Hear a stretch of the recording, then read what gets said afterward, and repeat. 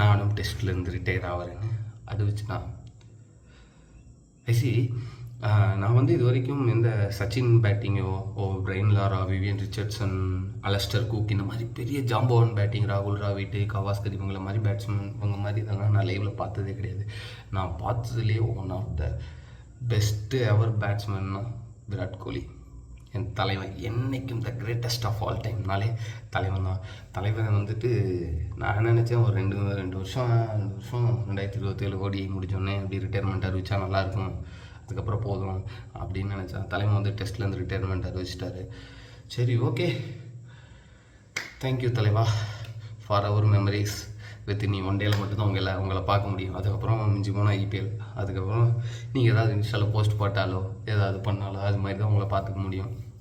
Okay, thank you for everything, the greatest of all time, the man, the myth அப்படின்ற ஒரே example king கோலி. தலைவனால் பண்ண கிடையாது, சம்பவமே கிடையாது. All சேனா கண்ட்ரிஸ்லேயும் போய் தலைவன் கிழிச்சிட்டு வந்துருக்கிறான்.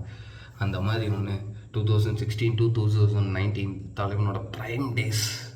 டெஸ்ட்டில் ஒரு சம்திங் 40 மேட்ச், 40 மேட்ச்சில் 4300 ரன்னு, 19 செஞ்சுரி. அந்த 3 வருஷத்தில் 7 டபுள் செஞ்சுரி அடித்த one of the greatest batsman Virat Kohli தான். ஓகே, நான் கூட நிறைய கனவு கண்டுட்டு இருந்தேன், 100 செஞ்சுரி அடிச்சிருவான் தலைவனு, சம்பவம் பண்ணுவான்னு பார்த்தேன்.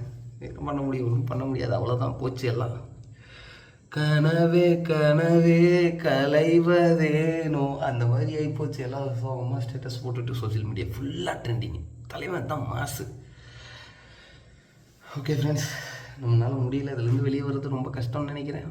பார்ப்போம், ஐபிஎல் வேறு ஸ்டார்ட் ஆகும்னு சொல்லியிருக்காங்க, அதுலேயே தலைவனை பார்ப்போம்.